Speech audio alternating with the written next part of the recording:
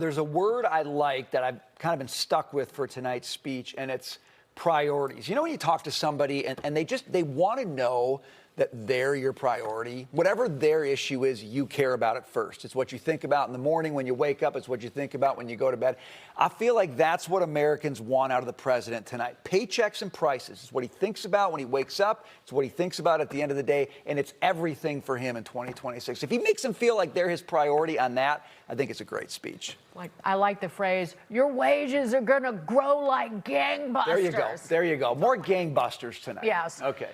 The hits keep on coming for Venezuela. President Trump announcing a total blockade of sanctioned oil tankers going and leaving that nation as he labels Maduro and his regime a foreign terrorist organization. Joining us now is Florida Senator Rick Scott. He sits on the Senate Armed Services and Foreign Relations Committee. Senator, thanks for being with us. Very interested to get your perspective on what's happening, let's call it around Venezuela right now. This, to me, sir, seems like the Monroe Doctrine with a Trump connection being reinforced really for the first time in a very long time. How do you see it? Well, I think you're right. I mean, President Trump cares about this country. He cares about the safety of this hemisphere. So he is putting putting troops out there to save our freedom. I mean, we don't want more drugs. Maduro's not the president of Venezuela. He robbed the election last year. He's the head of a drug cartel. It's clearly he leads a foreign terrorist organization. So he started with the drug boats, and you're not seeing many drug boats coming in this way anymore because people don't want to be killed. Now he's going to make sure that Maduro doesn't have the money from oil. He's doing the opposite of what Biden did and what Obama did. They appeased Maduro all these times. Trump cares about this country. He's going to make sure that Maduro either leaves the country or he's in prison in the United States. Remember, he is indicted. He's been indicted already in the United States. He needs to be tried, convicted, and imprisoned in the United States.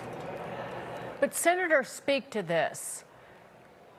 This all started with we're stopping the flow of deadly drugs into the United States with the boat strikes. But now it is very clearly when you cut off the oil that is leaving Venezuela, it is the #1 source of revenue for the nation, oil exports. It clearly is about regime change. And that is a very different message than was sold to the American people. Does that hurt, or do you just have to change the messaging? Well, it's not a regime change because he's not the duly elected president of Venezuela. He stole an election. He runs a narco-terrorist organization. That's what he is. He's indicted. So what the president is doing what Biden should have done, what Obama should have done. He should have been arrested. He should be in prison. And the president is going to make sure there's no drugs coming in this country. And he's going to make sure Maduro, his narco-terrorist organization does not have access to money. So Maduro will leave. Now, whether he leaves voluntarily or he's arrested by U.S. military, he is going to leave. He will not be in Venezuela down the road. Well, okay, you're quibbling over regime change, but that means Maduro is no longer the leader of Venezuela. Well, let me pick up on that, Senator. Maduro being gone, I would say good thing. Stopping drug trafficking, good thing. Aftermath of him leaving or being taken out, that's where you get in really murky territory.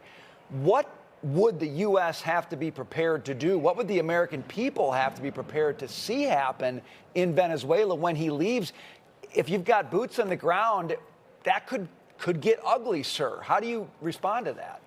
I think if you look at Maria Corina Machado, who just won the Nobel Peace Prize, you look at her and her organization, they're ready for a transition.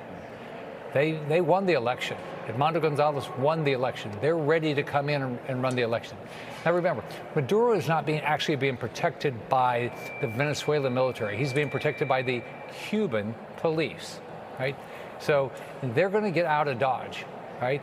This is going to go back to freedom-loving, liberty-loving people in Venezuela to rebuild their country. I think it'll be a peaceful transition, right? And the right thing will happen as soon as Maduro is arrested or he leaves the country. And before we go, Senator, I did want to note, if you look at the price of oil, it was up, but it's still under $57 a barrel, which is incredible given the amount of money of oil that the U.S. is pumping. And Venezuela, its oil industry has been so destroyed, starting with Hugo Chavez. It's in the 21st place in world oil production. It's not even in the top 20 anymore. So, Senator Rick Scott, thank you so much. Great to see you, sir. Thanks for the flame ball.